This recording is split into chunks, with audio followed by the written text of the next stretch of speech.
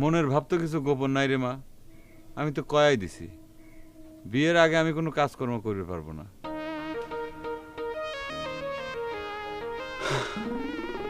যার জীবনে বিয়ে নাই, বউ নাই, তার কাম করে কি লাভ?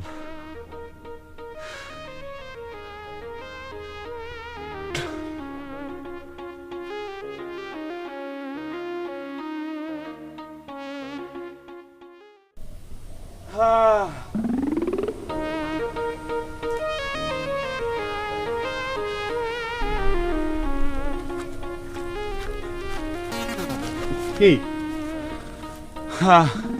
চাচা, আপনাদের মতো মুরব্বী গ্রামে থাকতে যদি আমার জীবনটা নষ্ট হয়ে যায়, তাহলে এবার উপলার কাছেই বা আপনারা কি জবাব দিবেন কোন তো? শোনো বড় গেদা, উপরওয়ালার কাছে কি জবাব দেবো সে চিন্তা না করে তুমি বরং আমাকে কয়া দাও, তোমার জীবন নষ্ট হওয়া না হয় আমার কি করার আছে কও। এটা আপনি কি করছেন চাচা? আপনার চোখের সামনে একটা যুবক সওয়াল বিয়ে না করবার বাইরে বৃদ্ধ হওয়ার উপক্রম হচ্ছে, আর আপনি করছেন যে আপনার কি করার আছে? তোমার বিয়ে হচ্ছে না এতে আমার কি করার আছে রে বাপু, আমি তো বুঝতেছি না।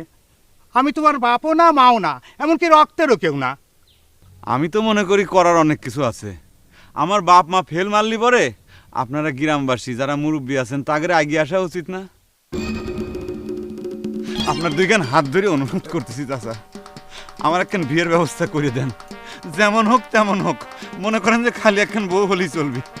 আরে বলে হাত ছাড়ো তো। শোনো, আমার জানা মতে তোমার বাপ তোমার জন্য বিয়ের কম চেষ্টা করে নাই, কিন্তু মেয়ে বাড়ির লোকজন যদি তোমার সাথে মেয়ে বিয়ে না দেয় তাহলে তো জোর করা যায় না। আর বিয়ে দিবিই বা কিরম করে? তুমি তো কাম কাজ কিছুই করো না।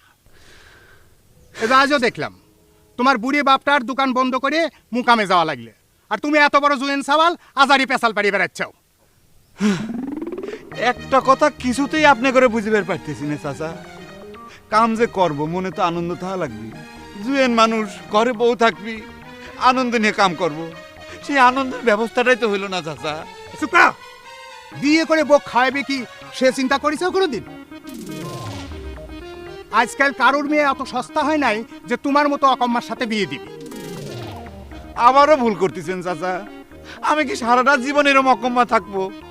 বিয়ের পর ঘরে জুয়াল পড়লি ঠিকই মনে করেন যে সোজা হয়ে যাইতেন। আপনারা খালি জুয়ালটা ঘরে তুলে দেওয়ার ব্যবস্থা করেন। আমি বাপু ঘটকও না, আমার কাছে বিয়ের কথা কয়া কোনো লাভ নাই। আর আমার ঘরে কোনো সমর্থ মেয়ে নাই যে তোমার হাতে আমি তুলে দেবো। সরো, বিরক্ত করে না যাও। চাচা চাচা, আর কোনোদিন বিরক্ত করে না যাও।